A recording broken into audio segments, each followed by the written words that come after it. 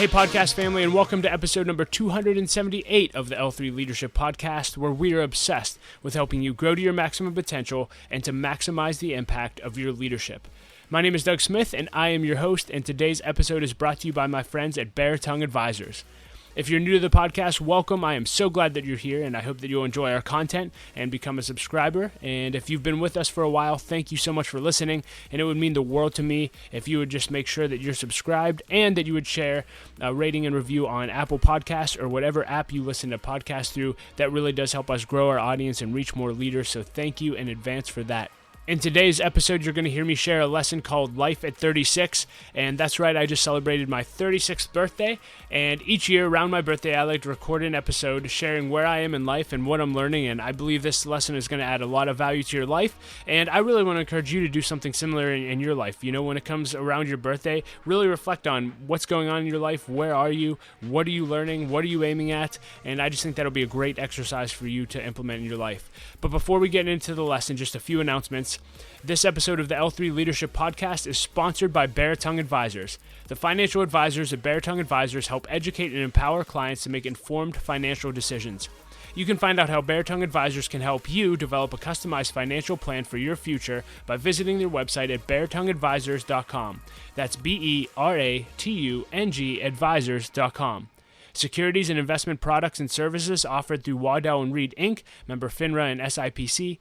Bare Tongue Advisors, Waddell & Reed, and L3 Leadership are separate entities. I also want to thank our sponsor, Henny Jewelers. They're a jeweler owned by my friend and mentor, John Henny, and my wife, Laura, and I got our engagement and wedding rings through Henny Jewelers, and we just love the experience. And not only do they have great jewelry, they also invest in people. And one of the things they do is they actually give a book to every couple that comes in to buy an engagement ring to invest in their future marriage, and we just love that about them. So if you're in need of a good jeweler, check out hennyjewelers.com. And with all that being said, let's dive right into the lesson. Here's Life at 36. Hey leader, today I'd like to talk to you on the subject, life at 36. Yes, as I mentioned in the intro, I just turned 36 years old. I'm over the halfway point of my 30s, which is kind of crazy to think about. But every year I like to just take some time around my birthday and just reflect on where I am and what I'm learning in that year of my life. And then I share it with you. I like to share things I'm learning with you on a consistent basis. And so we can journey together. But I really want to encourage you, no matter what age you are listening to this, make this a habit in your life that annually around your birthday, you just take an assessment of where you are in life and take some time to journal about that, and I think it'll be really beneficial for your life and leadership journey. So with that being said, let's dive right into the lesson. Here's where I am at 36 years old. Here's a few thoughts. Number one, at 36, I am more grateful for life than I have ever been. And I'm going to say that again because I mean it so much. I am more grateful at 36 for my life than I have ever been. And many of you, if you've been following along on the podcast or my journey, I went through a very dark season last fall, and there were days where I didn't know if I was going to make it to 36. And so when I tell you that I am grateful for every single day and everything that I experience, I am here to tell you, like, that is not just something I'm just saying to sound nice. Like, I am so grateful for my life. And just some things about gratitude that I've learned in the past year. One, and I've been doing this for years, but I pray a prayer every morning, and I pray it with our kids and at night when I go to bed. And it's very simple, and it's actually from Phil Robertson from Duck Dynasty. But he just starts and ends his prayer by saying, "Thank you, God, for another day on planet Earth." And I pray that every day with my kids. And I want to encourage you, you should pray the same thing. It's an incredible prayer of gratitude. Just thank you, God, that I have another day. Thank you that I get to see another sunrise. Thank you that I have friendships that I can engage in. Thank you, God, that I have an opportunity today to make a difference. Thank you that I get to hug my daughters. Thank you that for every snuggle I get to have with my son. Thank you for every run, for every workout. Lord, thank you for every experience. Lord, thank you for health, that I can actually do what I want to do and need to do. Thank you for my mental health. I'll never take my mental health for granted. Leader, are you grateful for your life? Literally, I don't know if I'll ever have a down day again after the season that I just went through. I am so grateful for every experience. And I read this once in a Life is Good book, and this statement is so profound. And it just said this. It said, everything is a once-in-a-lifetime experience. Everything is a once-in-a-lifetime experience. And leaders, what if we all saw the world that way? What if we all just woke up with that attitude of gratitude that I was just talking about? I think it would change all of our lives, and it would change the world around us. And just some things that you can practice when it comes to gratitude. My wife Laura and I use an app called the 5-Minute Journal. And it's called the 5-Minute Journal because it only takes 5 minutes to do every day. But what I love about it is every day it prompts you to list 3 things that you're grateful for. And so you know what I do? I write, I'm grateful for another day, and I write the date there because I didn't know if I'd have another day. And so I'm just very, very grateful. And I encourage you to get in the practice of writing daily what you're thankful for. And another practice that I've been trying to up in my life is just thank you cards, just letting people know how grateful I am for them and their impact in my life. And that's been huge as well. So at 36, I'm more grateful for life than I've ever been. Number 2, at 36, I'm focused on leading my family team. And I'm not going to spend a lot of time on this because I actually recorded an entire episode called How We're Leading Our Family Team in episode number 276. So I would encourage you to go back and listen to that if you're a parent. I think it'll add a lot of value to your life. But I'll say this because I shared this in the lesson about leading my family team. Jimmy Evans made this statement that I heard last year, and it really just helped me focus on my family. He said, children are a temporary assignment. Children are a temporary assignment.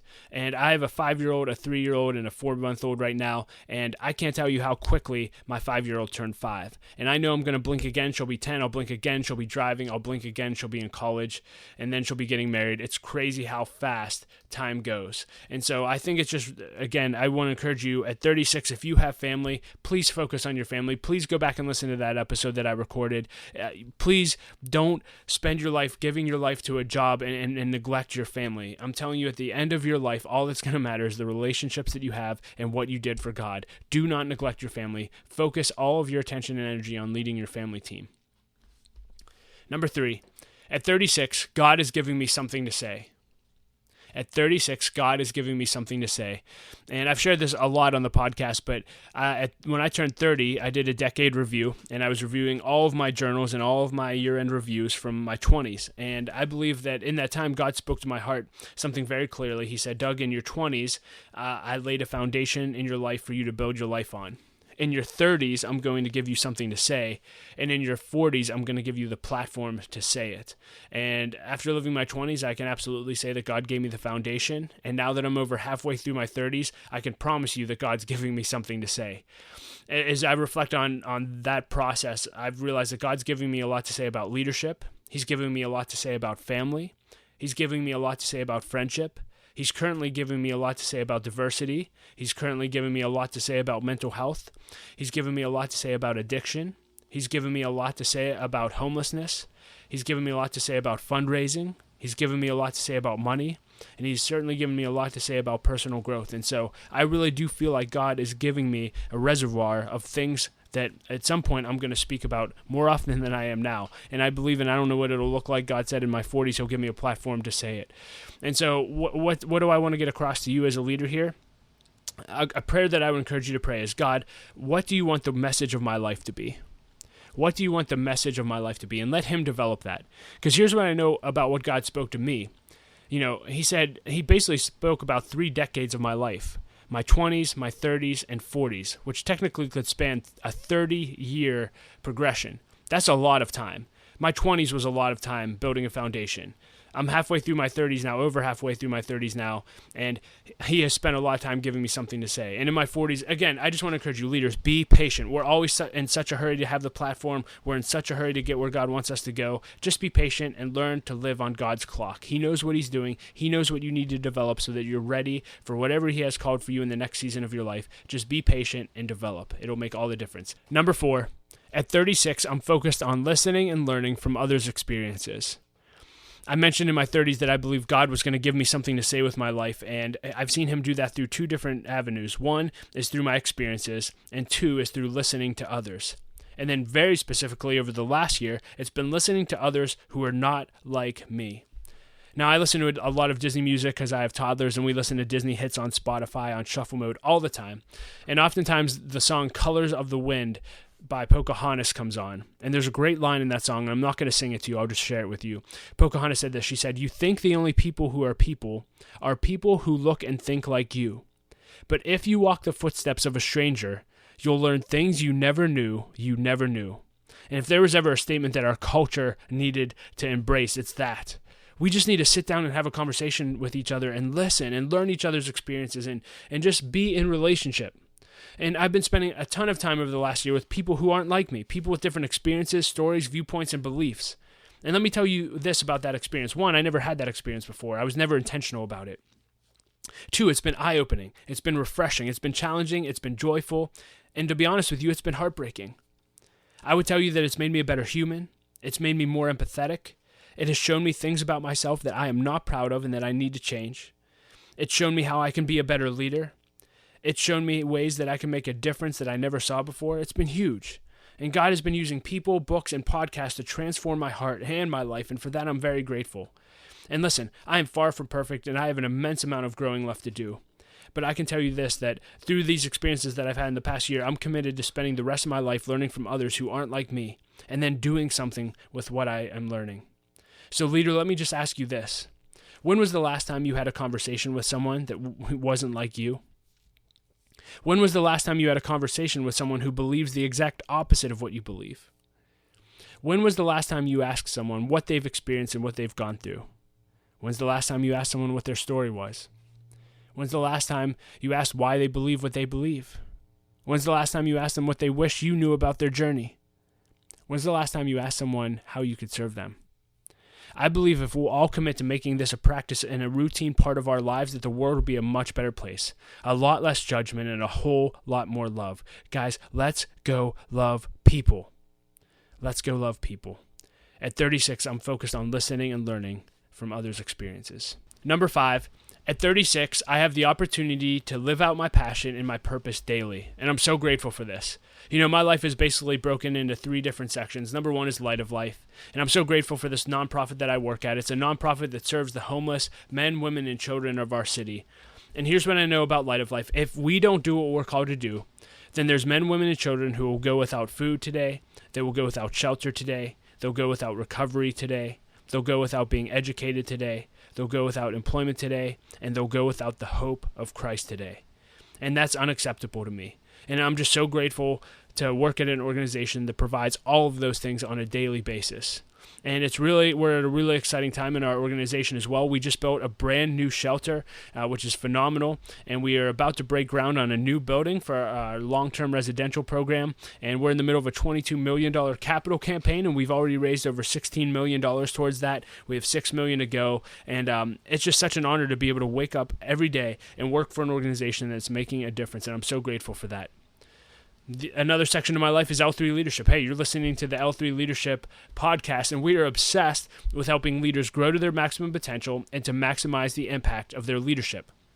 And I love L3 Leadership. I love hearing people say, hey, I love the podcast. It really has helped transform my life and my leadership journey. Thank you. I get so fired up about that. We have mastermind groups that have transformed lives and so many stories. We have a one-day leadership conference. I love, love, love adding value to leaders.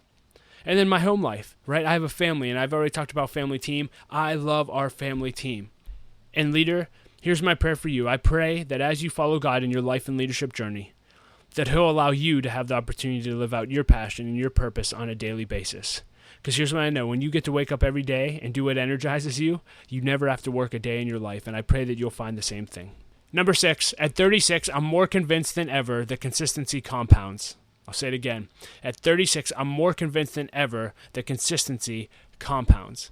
And I learned this at a very early age when in 2003, I read a book called Today Matters by John Maxwell, and he said this. He said, the secret of your success is always found in your daily agenda. It's the things you do daily that are going to cause you to be successful. And so I determined very early on to be consistent in a lot of areas of my life. Here's some examples. I've been reading an hour or more a day since I was 18 years old. That's literally half of my life now. I've been listening to personal growth and leadership content for hours each day for that same amount of time. Laura and I have been investing in our retirement accounts for 18 years. We've been reading to our girls every single day since they were born. We've been working out consistently and trying to eat clean for years. I've been producing content to add value to others since I was in my early 20s. I've been interviewing leaders like I do on the podcast for over 15 years. I've been podcasting for over 9 years. Again, these are just things that I do on a consistent basis, day in, day out, day in, day out. And here's what's beautiful about the day in and day out. Eventually, that consistency will compound. In all of the areas that I just mentioned in my life and many more areas, all of those daily disciplines are starting to compound and produce great returns in my life. And here's the great thing. I'm only 36. So, leader, I want to really encourage you, if you've never read the book Today Matters by John Maxwell, I encourage you to go back and listen to that. But what are the things that you need to start doing daily on a consistent basis to provide the compounding returns that you want 10, 15, 20 years from now? Again, the secret of your success is always found in your daily agenda. And I'll end this portion of the lesson with the quote I always share from my high school football coach. I probably have shared this more than any other quote. He always says, day-to-day intensity, week-to-week consistency builds champions. That says it right there. Day-to-day intensity, week-to-week consistency. Be consistent. Number 7, at 36, I'm focused on developing deep friendships. At 36, I'm focused on developing deep friendships. And I've mentioned this in past podcasts, but I realized last fall when I was going through a dark season that for years I had been neglecting deep friendships. For years.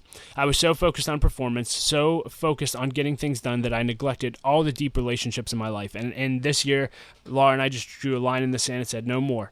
We are going to invest in deep friendships and never neglect them again.